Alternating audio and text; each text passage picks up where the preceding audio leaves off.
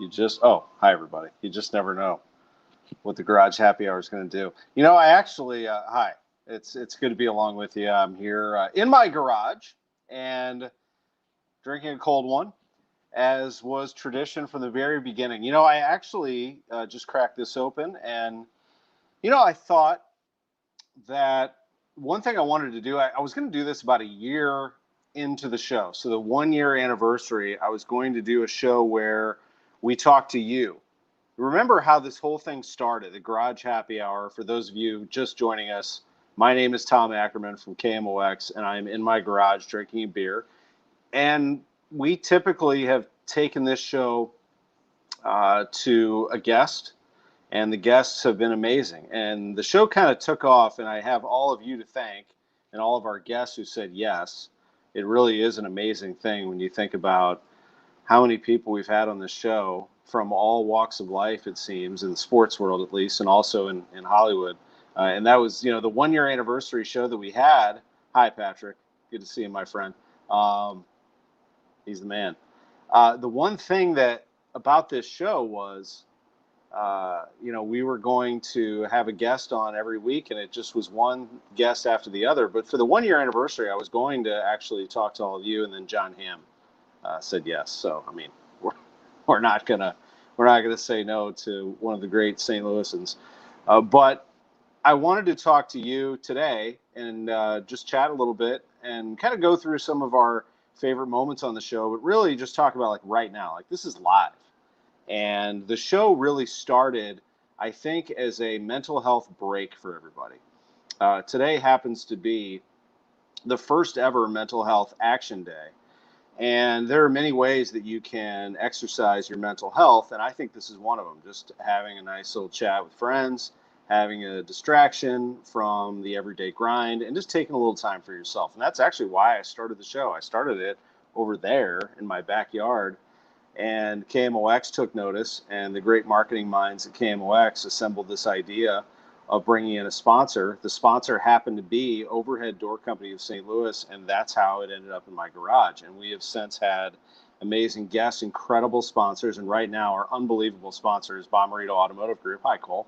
Bommarito Automotive Group, which has been incredible. Like, they're such a great sponsor. They're going to hang. It feels really good to have that support. But, we've had a lot of great sponsors through the years. Hi, Dakota. Hello. And that's been very, very rewarding and special to have all of these sponsors and have all of these people watching the show. A lot of people have told me that this show has become part of their routine, whether they watch it live or whether they watch it on replay. I just ran into a friend a week ago at an event, and he said, "Man, you're like all over my Facebook feed," which is funny. I don't even think about that. All I know is every Thursday at 5:30, I just open my iPad, crack open a beer, and start talking. So I just want to say thank you for making this show a success, because it really is about you and all of you having some fun with it, and our amazing, amazing guests. Our first guest ever was Kenny Wallace, and our guests have ranged from, the people in the sports world and broadcasting, Bob Costas, Joe Buck, to Hall of Famers like Ozzie Smith and Chris Pronger, who came in right away. They were among my first 5 guests. We had Sterling K. Brown came in as the 5th guest, and I think that kind of took it to a new level outside of sports. And then, the unexpected, like the Angels going to Albert Pujols and asking him to talk to this guy in his garage. He and I know each other from me covering him with the Cardinals, and he said yes to that. That got everyone's attention. It's just been fun. So we're going to play some of those for you, including Nolan Aronado, who also said yes to the garage, and I think had a really good time with it. And I felt like that interview was one of my favorites because we all got to know him at the same time. I did not cover Nolan except when he popped into Busch Stadium as a Rocky every once in a while. So we were sort of doing that one in real time together, whereas most of my guests were people that I knew. So that was also fun, and we'll play a little bit of that later on. Our producer, Sam Masterson, behind the scenes. But I would welcome you to drop in a comment or a question, and I can kind of give you the lowdown. The other reason was we just have so much going on in sports right now. in life too. In general, things are starting to open up. But right now, the Cardinals are in first place. The Blues are in the playoffs and down 0-2 to the Avalanche. That's not fun, but there are a lot of things to talk about in that series, and they have yet to play a home game, so the series is not over, and they play it tomorrow night, Friday night. We can get into anything you want to talk about in terms of sports, and you can load up the questions right here on Facebook, and I know we're on Twitter also. Facebook has been highly interactive, and we really appreciate all the interaction from our Facebook friends. But again, I just this show started with me asking questions of you, and my first question was, "How are you doing?"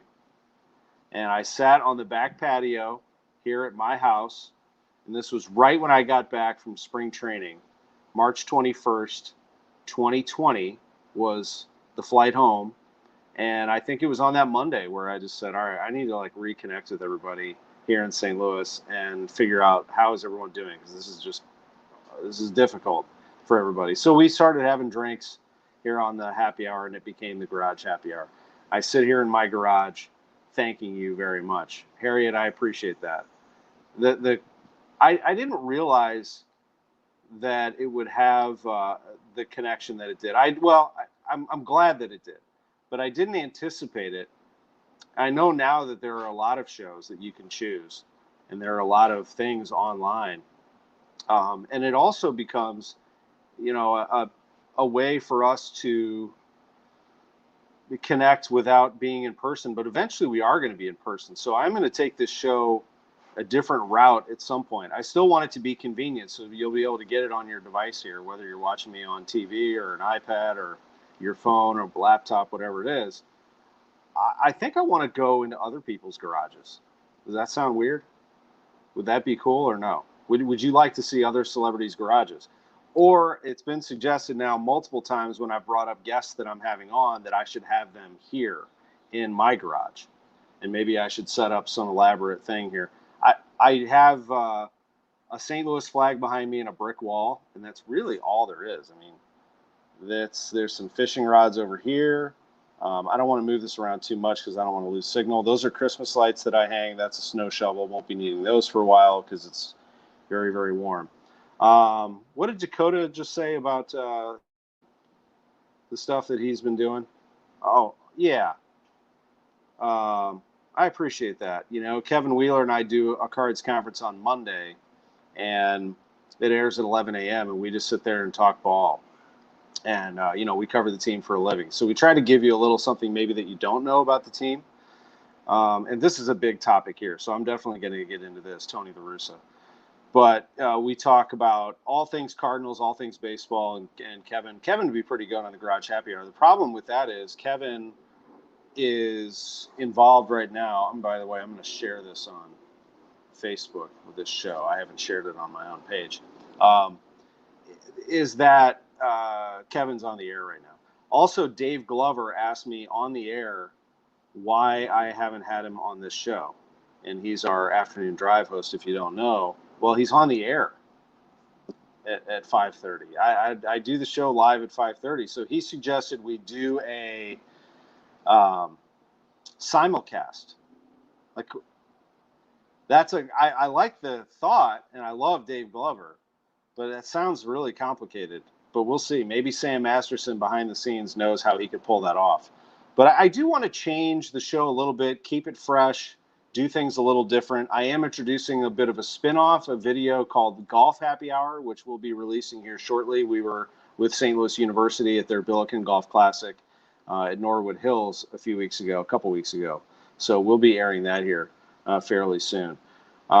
Josh writes in on Facebook that we've created a great thing with the Garage Happy Hour and thinks it's connected St. Louis natives and St. Louis sports fans alike. I appreciate it.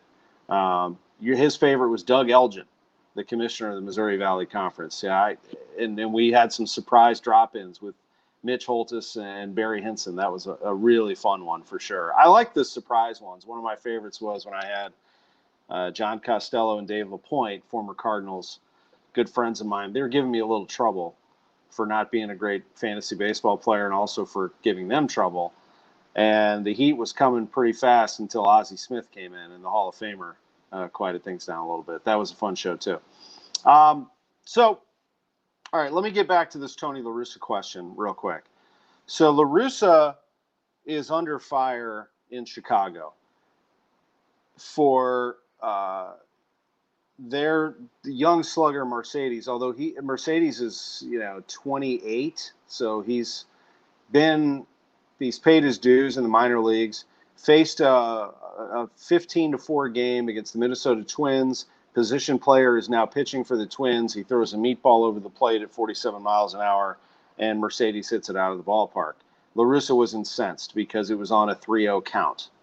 So his point is, the unwritten rule is, in sportsmanship, you do not swing on that 3-0 pitch when you're up by 11 runs and hit the ball out of the ballpark. That's wrong. And then he went on to say that Mercedes will pay the consequences for that within their clubhouse. And that rubbed people the wrong way, and it got people really riled up. I don't agree with Tony on this one. I like Tony La Russa, but I don't agree with this. The game has changed, and that doesn't play anymore. Also, this isn't, youth baseball.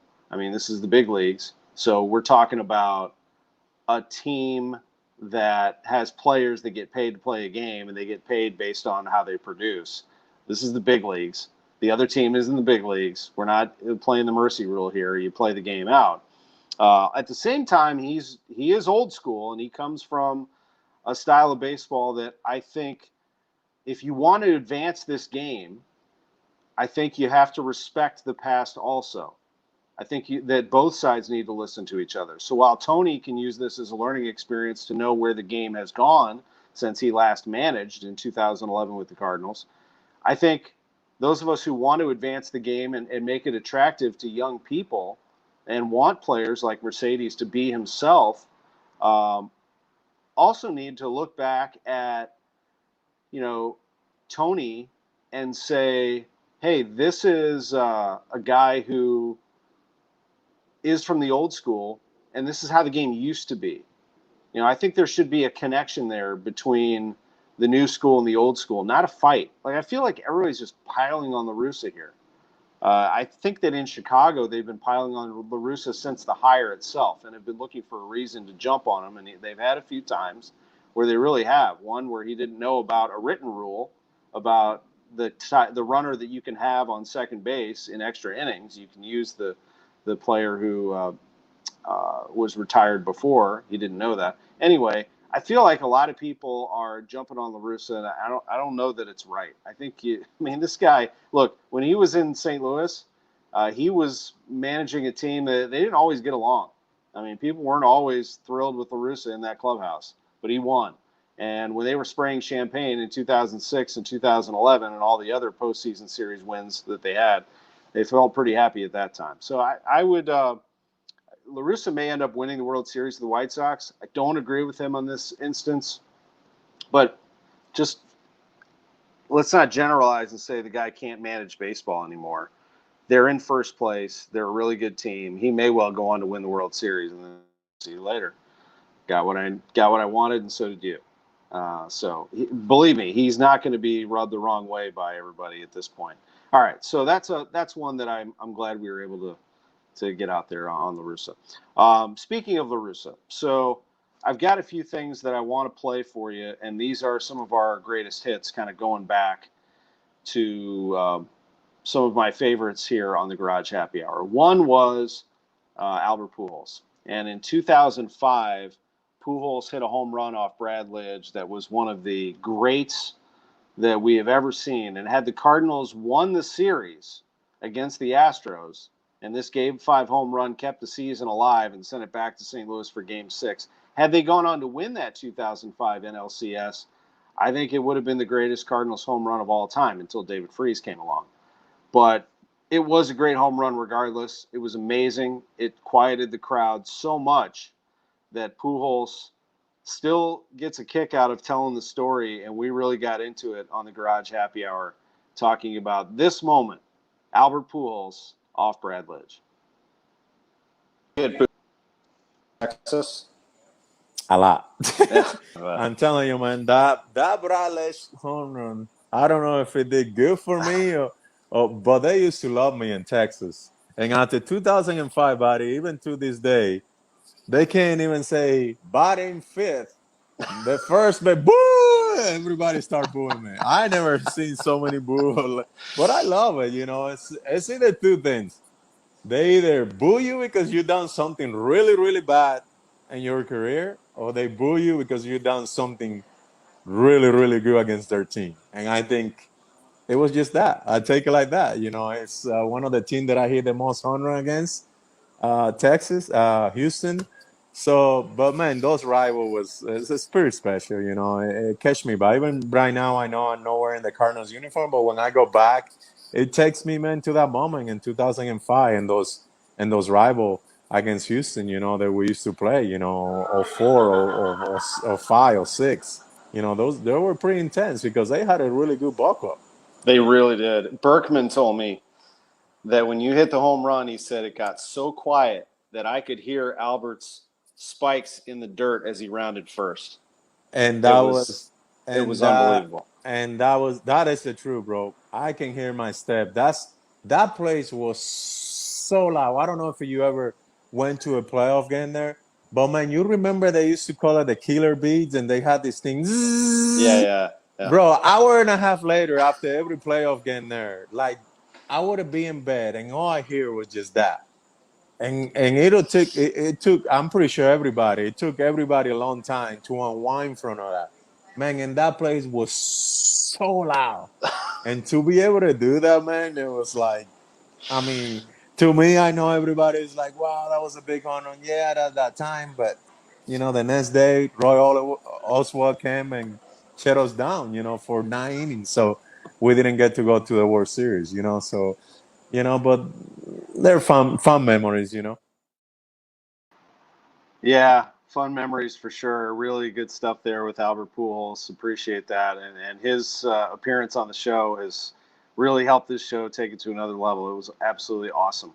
On that note, Nolan Aronado, when he came along on the show, that was a huge boost for us as well, and a huge collaboration with the Cardinals, which they've all been watching the show. The team has been watching Garage Happy Hour and have really enjoyed the Garage Happy Hour. That's totally fun. And Arenado and I had an absolute blast. I loved it. It was a great conversation. And one of the things we talked about was the fact that when he was trying out and trying to get to the big leagues, he tried everything to get people's attention. He even tried, he told me, and he's such a great third baseman, but it didn't come naturally. It's not like he was born this amazing third baseman. He really worked at it. But one of the things that he told me was he tried a lot of different positions, and to try to make himself look a little more versatile, he made the attempt to become a catcher. Didn't go very well for Nolan Arnotto. I mean, the true story is I was okay fielding, but I actually went to catch just to raise my draft status. I never loved it because it hurt, and I didn't like how hard it was. I'll tell you a quick story. I went to go do a pre-draft workout with the Angels at Angel Stadium, and I went to play third, and I went to go catch to show that I could do it also, just in case that would hopefully raise my draft status. So I went to go catch.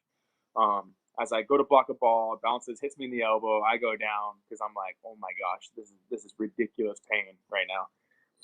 I was in pain. I started just botching balls. So they're like, hey, just go to the bullpen and work on it. We'll have our coaches look at you. The first pitcher in the bullpen spikes it in the grass. I go to fake block, like I'm just a terrible form. Hits me in the wrist. I go down. I swear I had like tears in my eyes. I was like almost crying, but I had to try to hide it because there's scouts there. But I was like, oh my gosh, this is crazy. And then they just said, you know what, man, just go back to third. And I don't think they ever called me again after that one. But it was. It's insane, isn't it? I mean, if you think about what Yachty has done over his career, the pounding that he's taken.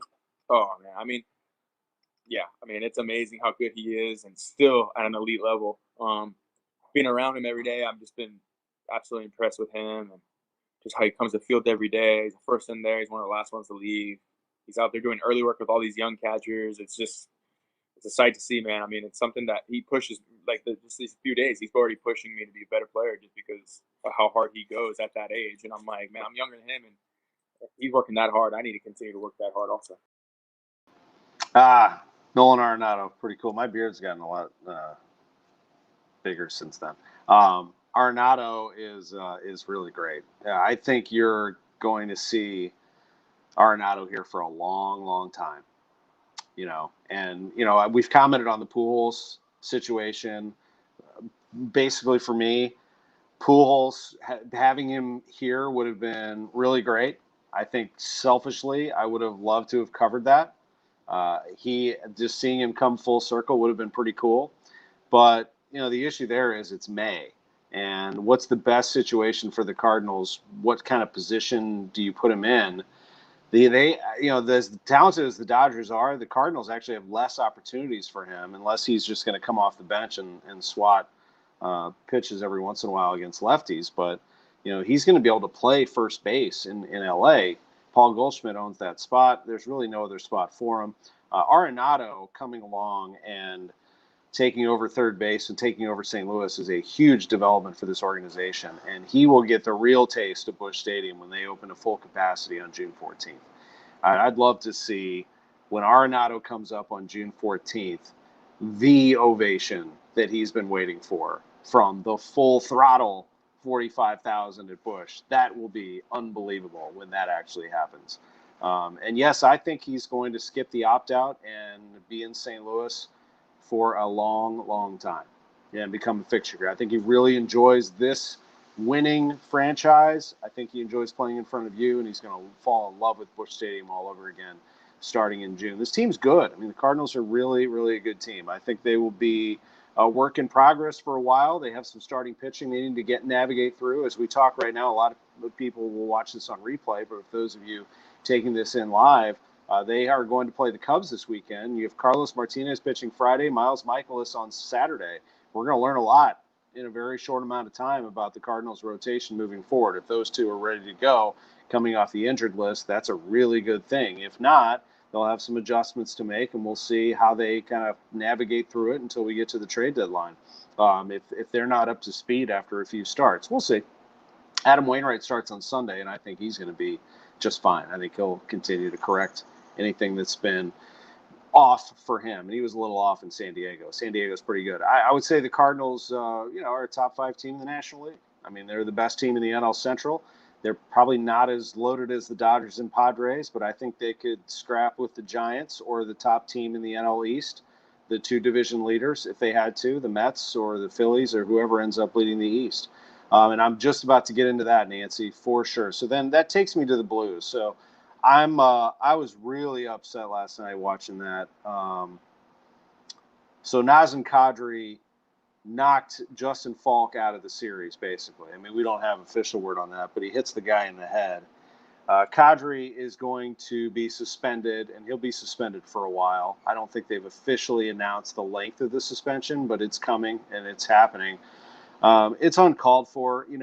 It's cowardly because in hockey, the way that things used to be settled was you just scrapped. You dropped the gloves and you fought. You didn't use headshots. And if you did, you knew what was coming. And that would be like Tony Twist coming for you the next time around. Now the NHL polices it. They suspend. He's a repeat offender. I wonder if he would be doing that if there was somebody on the bench waiting for him to come out and rough him up. But that's not the way hockey is anymore. So, will there be retribution? No, because he's not going to play. But Tyler Jost ought to look out. He's the one who hit Robert Bortuzzo in the head with an elbow that was not penalized by the NHL moving forward, but I think was just as dangerous. Maybe not as dirty as Kadri's, but as dangerous. So I'd be curious what the Blues do here. They're going to be down 2 defensemen. What will they do? They've got to be physical, but they can't get out of control in Game 3. I mean, you've got to play a solid, precise physical game against this Colorado team to win it, or they're going to light you up, as we've seen. They can do it. You got to stay out of the penalty box. You got to play hard, of course, and play physical, but the Blues have got to find ways to score. But I was sick after he hit Justin Falk, because he's not only a very important player on this team, but it's just unnecessary. I mean, to seek somebody's head like that is very dangerous and should be eliminated from the game. I mean, he should be suspended for a long time. A long time. I don't know how long they're actually going to do it. Here's a player who did it right. Chris Pronger. He was one of our first guests on the Garage Happy Hour, and he was terrific. He really set this show on fire. He came in drinking a cocktail and was all revved up, and we had a really good time. He told me he wanted to come back on the show, and he's probably mad at me that I haven't invited him back, but I haven't had any repeat guests on the show. No repeat guests, but he would be one that I would want on the show right away. I would have some fun with it. In fact, he said, we should do the show from his garage. I think we should take him up on that, don't you think? He's got a cool garage, all kinds of hockey memorabilia, and he's a really good guy. Very open and honest in our Garage Happy Hour conversation. This is a show that we just kind of have fun, kick back, and tell stories, and he did a great job here. This is Chris Pronger. Remember, he gets traded from St. Louis at a time when he gave everything he could to the organization, but the organization was heading this way, and he made sure that they remembered how good he was. Here's Pronger. Love talking about this portion of your career because I rooted for you extremely hard in this part of your career. As an Oiler, as a Duck, you won the Cup, a very physical Anaheim team. And part of the reason I was pulling for you, you're my friend, but also I was really pissed, and a lot of people were, about how it ended here. And did that play a factor in the rest of your career at all? Did you have extra motivation after you left St. Louis? Did that push you even further? Every time I came here. Yeah. It did to a certain degree.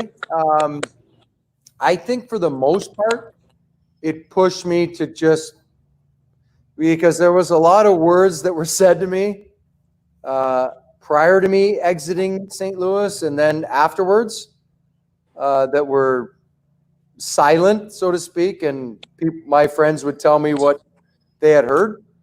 And yeah, I took it to heart, and every chance I got, I was like, all right, you know what? I'm going to shove it up your ass. You know what? Forget it. I'm not going to just let you talk about me that way. And I was 30 or 31 when I got traded out of here, and I was told I was too old. So I was like, okay, fine, I'll show you. All right. So I went, let's see, 6 or 7 years later, had I not been injured, I was still going strong, still playing at an extremely high level. So I'm one of those guys, as you know, Tom, that when somebody says something, I may say something back to you, but then I'm going to go out there and I'm going to show you.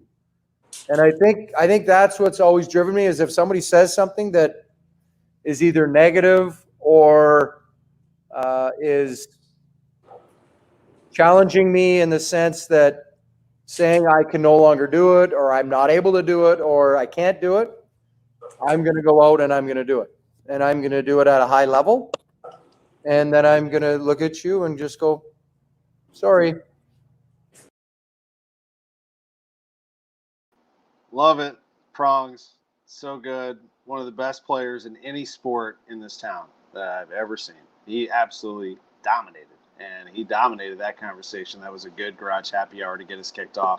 Amazing that it was over a year ago. It was a year ago tomorrow that we had Sterling K. Brown on the show. I don't have a Sterling K. Brown clip waiting for you, but I did want to mention that. I got one of those pop-ups on my Facebook page that it's been 1 year since we promoted the Sterling K. Brown show, which was really cool. So, yeah, this show has really been a lot of fun to do, and I really appreciate all of you. Let me see if I can answer a few questions that I see on here. I kind of cycled back and forth. We're on two different pages right now, KMOX News and KMOX Sports. Dakota asked if I like the new sabermetric style that the game has turned into, or do you prefer the old school style game? Kind of like what I said about La Russa, I do like a little bit of both. I appreciate, and I think that if you like to you young broadcasters out there, you better embrace the sabermetric game, or any of you who want to break into the game, because that definitely is driving a lot of it, a lot of the analysis. But you have to have eyes on players and let your your brain and your gut tell you if the player has heart, if the player has it, or what that player tends to do in a moment, because it's not always about the hit or the out. Sometimes it's about a little thing that happens in the game that can't be measured. So there are a lot of things, a lot of intangibles with a player, and that's kind of the old school scouting, writing things down on a piece of paper about a player. So I like a little bit of both of it. Harriet said, since Wilson is still playing for the Capitals after what happened with the Rangers, do you think Kadri will get a major suspension for the hit on Falk? Like Wilson, he's a repeat offender. Two different plays. So, Wilson, heat of the moment, went nuts. I'm not excusing him at all, but he went nuts after a player in Panarin, who afterwards, I think they showed each other respect in a private exchange, but it was dangerous also. This is just a little different in the playoffs. In the play, a headshot is a big no-no, especially when you've done it before, and he has done it before with a stick, by the way. So I think Kadri will get a big suspension for the hit. Wilson is playing for the Caps, but that was a separate kind of situation, I think, and wrong. I thought that they should have suspended him too, but they looked at that play a little bit differently, a scrum at the end. And as Andy Strickland and Cam Jansen said on this show not long ago, the Cam and Strick podcast, gentlemen, that Wilson probably could have done more damage to Panarin and didn't. But it was still dangerous what he did, dragged him down really by like his helmetless head, like he grabbed him by his hair. It was really bad. So I really appreciate it, folks. I think that it's been fun to visit with all of you on this show for a while. I wanted to kind of jump in and just say hi and do a show kind of old school. We will continue doing this show throughout the year. We have a great backing. We have an amazing sponsor in Bommarito. We have a lot of great guests lined up, and I can't wait. We're gonna do it every Thursday at 5:30. Golf Happy Hour will be released pretty soon, and who knows what the next Happy Hour will be. But this is the original. The Garage Happy Hour has been an absolute blast. Can't wait for our next group of guests to bring to you. But it's nice to be able to see you and talk to you and chat with you a little bit and just tell you how much I appreciate you. So I hope you're having a great day. I tipped one back here while we were watching some of the greatest hits of Albert Pujols, Nolan Aronado, and Chris Pronger. We have about 60 other guests that you can go find on Facebook. All you have to do is just search for Garage Happy Hour, and they all pop up. All the videos pop up. Or you could go to Twitter. We just started a Twitter account called Garage Happy Hour, @Garage Happy Hour, and I'm going to start posting some videos and some highlights on there as well. You can also check it out YouTube, or really if you just Google Garage Happy Hour, KMOX or Tom Ackerman, they'll all start popping up for you. So sorry that they're not like in an organized catalog and you have to search for them, but they really are everywhere, and it's been a lot of fun to do.